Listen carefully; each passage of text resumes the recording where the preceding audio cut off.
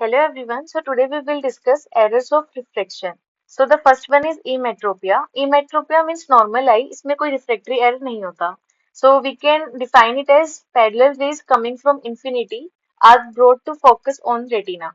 So we can see in this diagram that the parallel rays coming from infinity are brought to focus on retina. So ये हमारे eye का यहाँ पे retina है. इसमें हमारा जो डिस्टेंट पॉइंट होता है वो इन्फिनिटी होता है, जो नियर पॉइंट होता है 8 to 10 सेंटीमीटर होता है. इस पॉइंट तक हम देख सकते हैं, लेकिन जो हम 25 सेंटीमीटर बोलते हैं वो हमारा कंफर्टेबल रीडिंग डिस्टेंस होता है. So just don't confuse near point and comfortable reading distance. So now the next error is ametropia. इसमें हमारी जो पैरेलल रेज होती हैं वो जो इन्फिनिटी से आ रही हैं वो रेटिना पर फोकस नहीं होती हैं, उसके आगे या पीछे वो फोकस हो सकती हैं. सो जो इमेज रेटिना पर बन रही है वो ब्लर है. सो इसके बेसिस पर इसके टाइप्स होते हैं तीन: myopia, hypermetropia and astigmatic error. So as we can see यहाँ पे जो पैरेलल रेज आ रही हैं वो अगर रेटिना के पहले फोकस हो जाए तो उसको हम बोलते हैं myopia. So it is a type of refractive error where rays coming from the infinity are brought to focus in front of retina. और इसको हम करेक्ट कर सकते हैं बाय द कॉन्केव लेंस, क्योंकि यहाँ पे हमारी आई की कन्वर्जिंग पावर बहुत ज्यादा बढ़ जाती है, तो वो हमारे रेज को रेटिना के पहले ही कन्वर्ज कर देती है. सो हम इसमें डाइवर्जिंग लेंस यूज करते हैं. सो हमारा डाइवर्जिंग लेंस होता है कॉन्केव लेंस, तो ये इन रेज को यहाँ पे पहले डाइवर्ज कर देता है ताकि फिर हमारी आई को कन्वर्ज करके रेटिना पे फॉर्म कर सके. So next error is the hypermetropia. In this error जो rays आ रही हैं हमारी infinity से वो रेटिना के पीछे कन्वर्ज होती हैं. So ये हमारा रेटिना है, यहाँ पे इमेज बन रही है. So types of refractive error where rays coming from infinity brought to focus behind the retina. इसमें हमारी जो आई की कन्वर्जिंग पावर है वो कम हो जाती है. So जो रेज हैं वो पीछे जाके कन्वर्ज होती है. So इसको हम इंक्रीज कर सकते हैं, क्योंकि कन्वर्जिंग पावर कम हुई है तो कन्वर्जिंग लेंस देंगे. सो ये कॉन्वेक्स लेंस हमारा कन्वर्जिंग लेंस होता है, ये हमारी आई की पावर को बढ़ा देगा और हमारी जो रेज है वो रेटिना के ऊपर फोकस हो जाएंगी. So the next error is astigmatism. So इसमें हमारी पिन पॉइंट इमेज नहीं बनती है, क्योंकि यहाँ पे जो इमेज बन रही है वो दो फोकल पॉइंट्स पे बन रही है. तो ये दो इमेज बनी, कोई एक इमेज जिसको हम बोलते हैं पिन पॉइंट इमेज नहीं बनती है. So formation of image is at two focal points because of the difference in the refractive power of two meridian. As we know कि हमारा एक वर्टिकल मेरिडियन होता है, एक हॉरिजॉन्टल मेरिडियन होता है. अब क्योंकि इन दोनों मेरिडियन में कुछ डिफरेंस आ गया पावर का, तो हमारी एक जो पिन पॉइंट इमेज होती है एक पॉइंट पे वो नहीं बनेगी, और यहाँ पे हमारी दो फोकल पॉइंट्स पे इमेज बनेगी as we can see in the diagram. So now pin point image is not formed in the astigmatic error. इसको ठीक कर सकते हैं by cylindrical lens that we will discuss letter.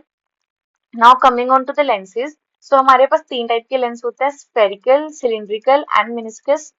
जो मेनिस्कस होते हैं वो इन दोनों लेंस के कॉम्बिनेशन होते हैं. So now coming on to the spherical lens, तो ये हमारा कॉन्केव होता है, कॉन्वेक्स होता है, जो भी हमने डिस्कस किया. कॉन्केव डाइवर्जिंग लेंस है जिसको हम मायोपिया में यूज करते हैं, एंड कन्वेक्स कन्वर्जिंग लेंस है जिसको हम हाइपरमेट्रोपिया के ट्रीटमेंट में यूज करते हैं.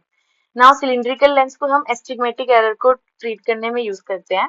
मेनिस्कस क्योंकि इन दोनों का कॉम्बिनेशन है, सो इसको हम लिख सकते हैं convexo concave and concavo convex. So जो सबसे पहले नाम होता है उसकी पावर ज्यादा होती है. सो अगर हम बोल रहे हैं कॉन्वेक्सो कॉन्केव तो इसमें पावर ऑफ कॉन्वेक्स लेंस ज्यादा है then concave, and concavo convex में पावर ऑफ कॉन्केव ज्यादा है देन कॉन्वेक्स.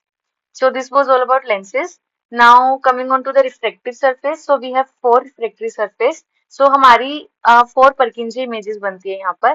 सबसे पहले जो हमारा कॉर्निया होता है, सो एक कॉर्निया का एंटीरियर सरफेस है, एक कॉर्निया का पोस्टीरियर सरफेस है.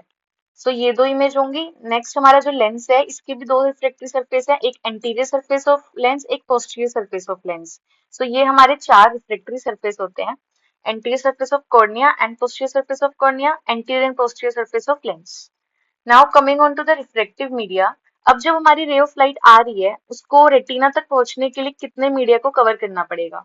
सो सबसे पहले हमारा होता है कॉर्निया, फिर उसके बाद यहाँ पे एक्वस फील्ड होता है, फिर हमारा होता है लेंस, एंड फिर पीछे विट्रस फील्ड होता है. तो उसके बाद ही हमारी जो रे है वो रेटिना तक पहुंच पाती है. सो यहाँ पे चार मीडिया होंगे: cornea, lens, vitreous and aqueous. So this was the refractive media and refractive surface.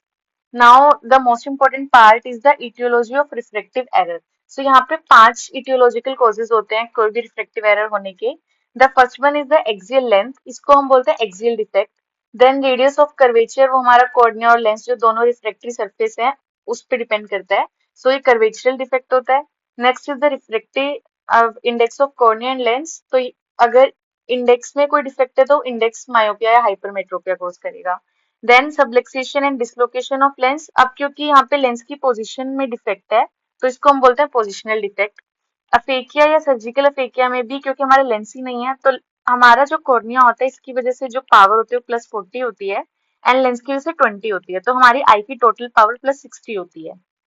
अगर अब ये लेंस ही नहीं होगा तो ये +20 पावर हमें बाहर से देनी पड़ेगी। सो इस केस में क्या होता है, एब्सेंस ऑफ लेंस में हाइपरमेट्रोपिया हो जाता है। सो ये भी कॉज होता है हमारा रिफ्रेक्टिव एरर होने का।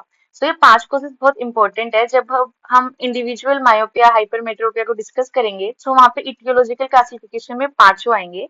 सो उसमें हमारा रहेगा axial myopia, axial hypermetropia, curvatural myopia, index hypermetropia, positional myopia and positional hypermetropia. So ये etiological classification का बेस यही होता है। So now let's discuss this in detail. So जो एक्सियल लेंथ ऑफ आईबॉल होती है वो नॉर्मली डेवलप्ड आई की 24 mm होती है, लेकिन अगर ये डिक्रीज या इंक्रीज हो जाएगी तो रिफ्लेक्टिव एरर होगा। और 1 mm एक्सियल लेंथ चेंज होने से 3 डायोप्टर का चेंज आता है। अब अगर ये एक्सियल लेंथ कम हो जाएगी तो हाइपरमेट्रोपिया होगा और अगर ये बढ़ जाएगी तो मायोपिया होगा। ये क्यों होता है, we can see in this diagram. इसमें हमारी नॉर्मल एक्सियल लेंथ जो है ये 24 mm है, पर क्योंकि अब किसी भी रीजन की वजह से अगर ये बढ़ गया है, ये एक्सियल लेंथ अब बढ़ गई है, तो हमारी जो रे आ रही थी जो यहाँ पे रेटिना पे बन रही थी, अब क्योंकि ये पीछे चला गया लेकिन हमारी इमेज तो इसी पॉइंट पे बनेगी, तो अब जो image in front of retina बन रही है उसको हम क्या बोलते हैं, मायोपिया। सो जिस केस में ये एक्सियल लेंथ इंक्रीज हो रही है तो इमेज हमारा इन फ्रंट ऑफ रेटिना बन रही है तो मायोपिया हो जाता है। So increase in the axial length causes myopia. In the same way अगर ये एक्सियल लेंथ कम हो जाएगी तो हमारी रेज तो पीछे जाके वहीं फोकस हो रही है उस पॉइंट पे, तो एक्सियल लेंथ कम होने की वजह से अब इमेज बिहाइंड द रेटिना बन रही है तो क्या होगा, हाइपरमेट्रोपिया हो जाएगा। सो अगर एक्सियल लेंथ कम हो जाएगी तो हाइपरमेट्रोपिया होगा। अब हमने पढ़ा कि 1 mm चेंज होने से 3 डायोप्टर का चेंज आता है। सो अगर 1 mm डिक्रीज होगा एक्सियल लेंथ तो 3 डायोप्टर ऑफ हाइपरमेट्रोपिया होगा, और अगर 1 mm इंक्रीज होगा सो 3 डायोप्टर ऑफ मायोपिया होगा। नाउ अगर कोई भी अदर चीज जो रेटिना को आगे फॉरवर्ड पुश कर रही है तो उससे भी एक्सियल लेंथ कम हो जाएगी। अगर यहाँ पे हमारा जो रेटिना है, अगर ये हमारी नॉर्मल आई है और यहाँ पे हमारा कोई ट्यूमर हो गया और इसने रेटिना को आगे की तरफ फॉरवर्ड कर दिया तो इससे भी हमारी एक्सियल लेंथ कम हो जाएगी। तो ये ट्यूमर हो सकता है रेटिनल ट्यूमर, कोरोइड ट्यूमर, इसकी वजह से भी एक्सियल लेंथ कम होगी और एक्सियल लेंथ कम होने की वजह से हाइपरमेट्रोपिया होगा। सो कोई भी ट्यूमर अगर आई में होगा रेटिनल या कोरोइड तो उससे हाइपरमेट्रोपिया कोज होगा। So next, this was all about the axial length. Now coming on to the radius of curvature. So हमारा जो कॉर्निया होता है उसका इंटीरियर सरफेस का रेडियस ऑफ कर्वेचर होता है 7.828 एंड पोस्टीरियर का नियरली 7 mm। लेंस का जो इंटीरियर कर्वेचर होता है वो होता है 10 mm एंड पोस्टीरियर सरफेस का होता है 6 mm। सो अगर इस रेडियस ऑफ कर्वेचर में डिक्रीज या इंक्रीज होगा तो इससे भी हमारा रिफ्लेक्टिव एरर कोज होगा। और 1 mm जो रेडियस ऑफ कर्वेचर चेंज होगा तो उससे 6 डायोप्टर का चेंज आएगा। सो नाउ अगर ये रेडियस ऑफ कर्वेचर डिक्रीज हो जाता है तो इससे मायोपिया होगा, और अगर इंक्रीज हो जाता है तो इससे हाइपरमेट्रोपिया होगा। रेडियस ऑफ कर्वेचर अगर इंक्रीज हो रहा है, पहले इतना था, अब अगर ये इंक्रीज होके इतना हो जाएगा तो इससे क्या हो रहा है, हमारा जो लेंस है फ्लैटन हो रहा है। तो इंक्रीज रेडियस ऑफ कर्वेचर होने से लेंस की फ्लैटनिंग होगी जिसकी वजह से हाइपरमेट्रोपिया होगा। लेकिन अगर ये रेडियस ऑफ कर्वेचर डिक्रीज हो रहा है, लाइक अगर पहले इतना था और अब इतना हो गया, so radius of curvature decrease हुआ लेकिन जो कर्वेचर है लेंस का सी शेप ये बढ़ जाता है। सो अगर रेडियस ऑफ कर्वेचर डिक्रीज हो रहा है तो कर्वेचर इंक्रीज हो रहा है, इसकी वजह से हमारा कर्वेचर बहुत ज्यादा इंक्रीज हो गया तो इससे कन्वर्जिंग पावर बढ़ जाती है तो हमारा मायोपिया होता है। सो 1 mm अगर डिक्रीज होगा रेडियस ऑफ कर्वेचर तो 6 डायोप्टर ऑफ मायोपिया होगा, और अगर 1 mm इंक्रीज होगा रेडियस ऑफ कर्वेचर तो 6 डायोप्टर ऑफ हाइपरमेट्रोपिया होगा। So this was about the radius of curvature. Now coming on to the refractive index. So refractive index हमारे cornea का nearly 1.37 होता है, और लेंस में क्योंकि हमारा बाहर कॉर्टेक्स होता है और अंदर न्यूक्लियस होता है तो इन दोनों का रिफ्लेक्टिव जो इंडेक्स है वो डिफरेंट होता है।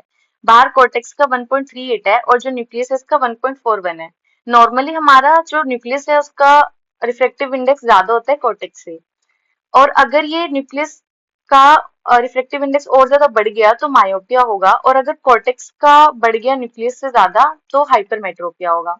सो as we can see normal normally जो रिफ्रेक्टिव इंडेक्स है वो न्यूक्लियस का ज्यादा होता है, पर अगर न्यूक्लियस का और ज्यादा बढ़ गया सो इससे हमारा इंडेक्स मायोपिया होगा, क्योंकि ये रिफ्रेक्टिव इंडेक्स के चेंज होने से हो रहा है।